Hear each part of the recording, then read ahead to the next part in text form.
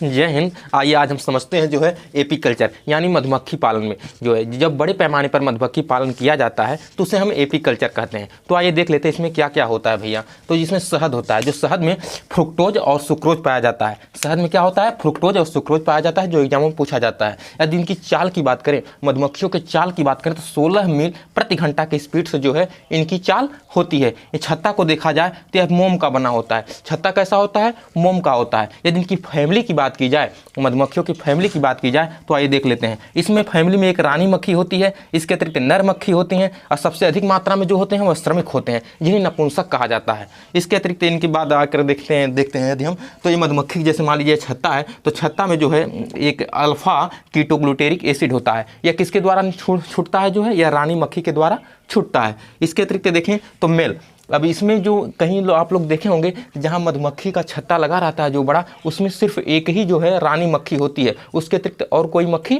उसमें नहीं होती है। एक अल्फा कीटोग्लूटेरिक एसिड जो होता है यह सिर्फ फीमेल पे काम करता है, इसके अतिरिक्त नहीं करता है। तो आइए देख लेते हैं क्या होता है यह अल्फा कीटोग्लूटेरिक एसिड।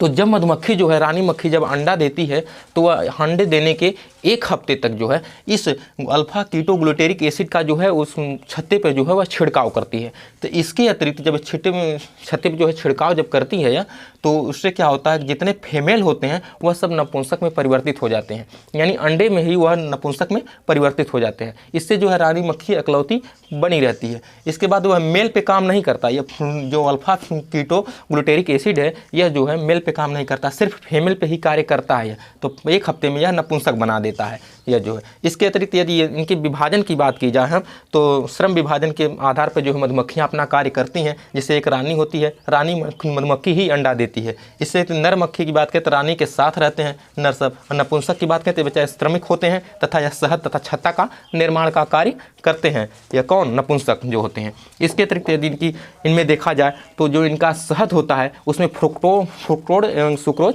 पाया जाता है। फ्रुक्टोज एवं सुक्रोज पाया जाता है। यदि इनके अनुसार देखें तो जैसे चीनी हुआ, गन्ना हुआ, चुकंदर हुआ, इनमें क्या पाया जाता है? इनमें सुक्रोज पाया जाता है। चीनी, गन्ना, चुकंदर में क्या पाया जाता है? सुक्रोज पाया जाता है। अब फ्रुक्टोज में क्या होता है? फ्रुक्टोज जो होता है 1.7 गुना मीठा होता है। किससे? सुक्रोज से। यानी चीनी, गन्ना, चुकंदर से जो है 1.7 गुना यह मीठा होता है। क्या? फ्रुक्टोज जो होता है। और सेक्रिन जो होता है वह सुक्रोज से 500 गुना मीठा होता है। सेक्रिन जो होता है वह सुक्रोज से 500 गुना अधिक मीठा होता है, लेकिन यह नेचुरल नहीं होता, यह आर्टिफिशियल होता है। आइए यदि इनकी भाषा की हम बात करें तो मधुमक्खियों की जो भाषा होती है वह नृत्य के आधार पर होती है। यह नृत्य करके अपनी भाषा का जो है विस्तार कर लेते हैं। इसके अतिरिक्त यदि बात करें तो 1973 में सर वान फिश के द्वारा जो है इनकी भाषा को जो है पहचाना गया था कि यह नृत्य करके ही अपनी भाषा का जो है भाषा को प्राप्त करते हैं। अपनी दिनचर्या की भी सिस्टम जो है वो अपने नृत्य से ही प्राप्त करते हैं। तो इन्हें जो है नोबेल पुरस्कार से भी अवार्डित किया गया।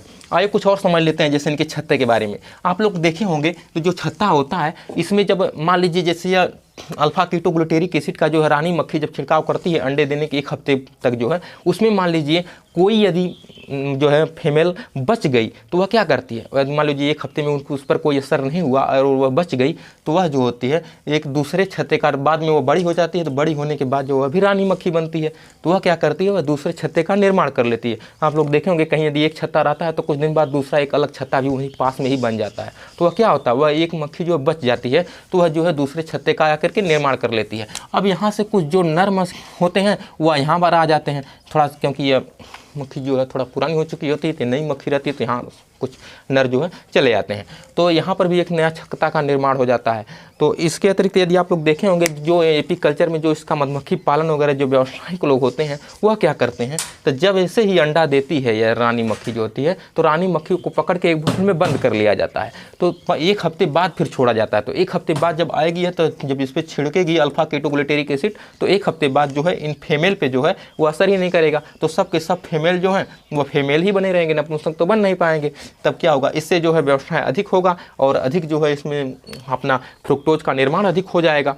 तो यह जो है मधुमक्खी एपीकल्चर पालन के लिए बहुत ही अच्छा था। कभी कभी आप लोग छिक्का वगैरह मारते हैं तो देखते हैं कि जैसे ही आप यदि मान लीजिए नपुंसक को लगा तो 2-4 नपुंसक आगे दौड़ काटने हैं। यदि मान लीजिए कहीं मेल को लग गया तो 10-20 आ जाते हैं। और कहीं मान लीजिए रानी मक्खी को लग गया अगर मान लीजिए तो पूरा एकदम टूट पड़ते हैं, क्योंकि रानी भागेगी तो उसके पीछे पीछे जो है नर भागेंगे, और जब नर भागेंगे तो नपुंसक भी उसके पीछे भागेंगे। तो जिसे ये सब काटते हैं ना तो उसके बाद तुरंत उसको हॉस्पिटल जाना पड़ता है यदि रानी मक्खी को लगा। कभी कभी ऐसा भी होता है, आप लोग देखते होंगे कि यदि रानी मक्खी मान लीजिए किसी वजह से या मर गई या फिर किसी के चोट लगने की वजह से मर गई रानी मक्खी, तो फिर जब रानी मक्खी मर जाती है तो जितने मेल होते हैं और जितने नपुंसक होते हैं यह सब के सब बेचारे फिर अपना धीरे से छोड़ देते हैं यहाँ। तो कभी कभी आप लोग देखते होंगे कि छत्ता पूरी तरह से खाली रहता है, तो वहाँ पर रानी मक्खी नहीं रहती, इसलिए वह छत्ता खाली हो जाता है।